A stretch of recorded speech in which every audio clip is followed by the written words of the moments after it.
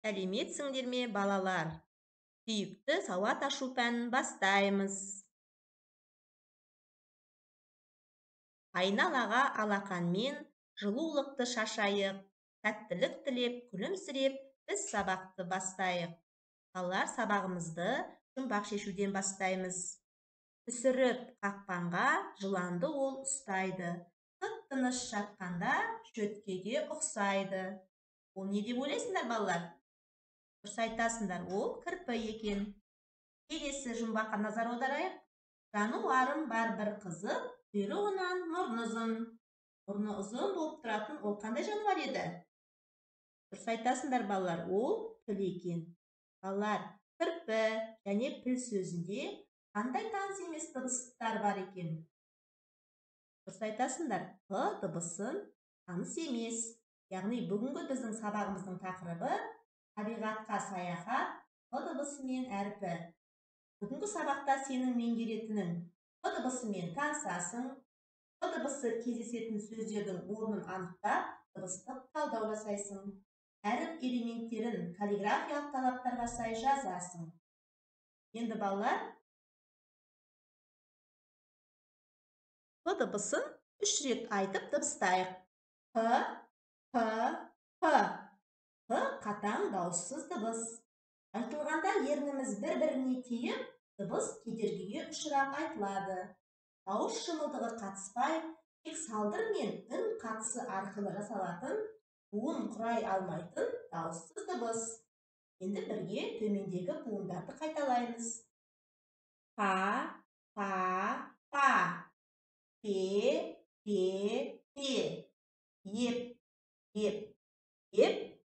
П, п, п. Жарайсыңдар, балалар.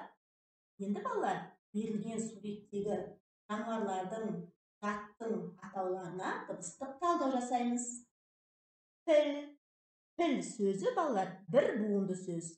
Піл сөзінде 3 дыбыс, 3 әріп бар. 2 дауыссыз, 1 дауысты дыбыстан құралған. Балапан 3 буынды сөз. Бұл сөзде 7 әріп, 7 дыбыс бар. Оның 4-еуі дауыссыз, 3-еуі дауысты. Соңғы доп сөзінде, балалар, 3 дыбыс бар екен. Яғни 3 әріптен құралған. 1 буынды сөз. Оның 2-еуі дауыссыз дыбыс, 1-еуі дауысты дыбыс. Жарайсыңдар, балалар.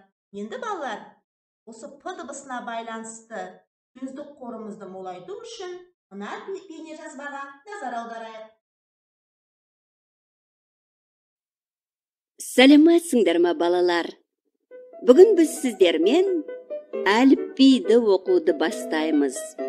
Бұл кітап әріптер мен сөздердің сиқырлы әлемі деп аталады. Кітап жай кітап емес, сиқырлы кітап. Енді балалар, мұқият зер салып қараңыздар. 1, 2, 3. П әрпі. П әріпі. Пәтер. Пәтер. Палас. Палас. Перде. Перде. Пима. Пима. Портфель. Портфель. Пальма. Пальма.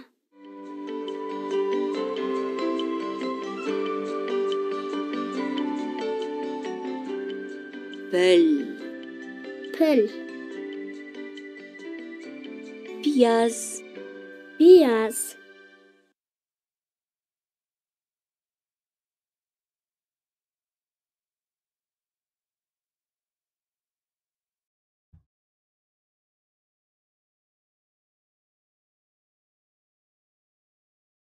Жақсы, балалар, енді бейнежазбаны тамашалап алдық. Енді кезекті жаңа сөздерге береміз. Оқулығымыздың 93-ші бетін ашып, бағандағы сөздерді қайталап оқимыз. Апа, апан, ана, сап, тап, тап, арпа, атпа, кеппе, ақпан, қақпан, ақпан, кептер, әріп, әлима, әдеп. Балалар, енді назар аударайықшы. Апа, апан, ақпа, ақпан деген сөздерде п дыбысы сөздің ортасында тұр екен. Ал енді ана деген сөзде сөздің басында тұр. Ал сап, тап, тап, әріп, әдеп деген сөздерде сөздің соңында тұр екен. Ендеше балалар, қандай қорытындыға келеміз? П дыбысы сөздің басында, ортасында және соңында келеді екен. Яғни сөздің барлық буынында кездеседі. Өте тамаша, жарайсыңдар балалар. Келесі бізде балалар, енді дәптермен жұмысқа кезекті береміз. Барлығымыз дәптерімізді ашып, жазу жолын, жол аралық кеңістікті, жолдың жоғарғы және төменгі сызығын сақтап, әріп элементтерін каллиграфиялық талаптарға сай жазамыз. Алдымен үзік сызықтармен берілген әріп таңбасын бастырасыңдар. Одан кейін берілген сөздерді, сөйлемдерді сіз көркем жазуға кірісеміз. Мен ойлаймын, сендер өте тамаша көркем жазады деп сендерге сенемін. Іске сәт. Келесі балалар бізде сәйкестендіру тесті. Яғни бұл жерде екі бағандағы буындардан сызбамен сәйкестендіруіміз керек. Екінші тапсырма, орны ауыстырылып берілген әріптерден сөз құрастырамыз. Ендеше балалар, сендерге сәттілік тілеймін. Жақсы балалар, енді өзіміз тексерейік. Екі бағандағы буындарды сызбамен сәйкестендіруге бізде қандай сөздер шықты?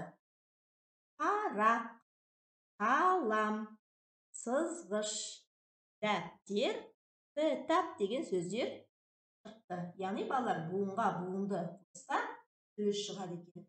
Келесі екінші тапсырмада орны ауыстырылып берген әріптерден әріп, жұлдыз, буын деген сөздер шықты балалар. Өте тамаша, жарайсыңдар балалар. Келесі балалар, енді бізде п дыбысына кездесетін сөздері бар өлеңдер берілген. Осы өлеңдерді оқып, бұл п дыбысынан басталатын сөздерді табамыз. Шақпенен ұштық, парашюттен түстік, паровозбен кеттік, Астанаға жеттік. Яғни балалар, бұл жерде парашют, паровоз деген сөздер п әрпінен басталып тұр екен. Екінші, қабырғада карта, сынып толы парта, керегенді оқу, оқығанды тоқу. Бұл жерде парта сөзі п дыбысынан басталады. Соңғы өлеңде тіл, пілау зілдей денеңді, шаршадың ғой ауырлап, тынықсаңшы сен енді, бір уақыт жер бауырлап. Тіл жануарына қатысты өлеңде тіл сөзі п дыбысынан басталады. Жақсы балалар, енді барлығы сендерге түсінікті болса, бүгінгі сабақтан және басқаға үйрете аламын деп өз-өзіңе сенімді болса, жасыл вагонды таңдайсың. Түсіндім, бірақ басқаға үйретуге әлі дайын емеспін деген сенімде болсам, онда көк вагонды таңдай ғой. Ал егер өз ойымды айтуда қиналамын, маған әлі де көмек қажет деген оқушы, бұл қызыл вагонды таңдайды. Және суретін салып маған бересіңдер. Осымен сабағымыз аяқталды балалар. Сау болыңдар.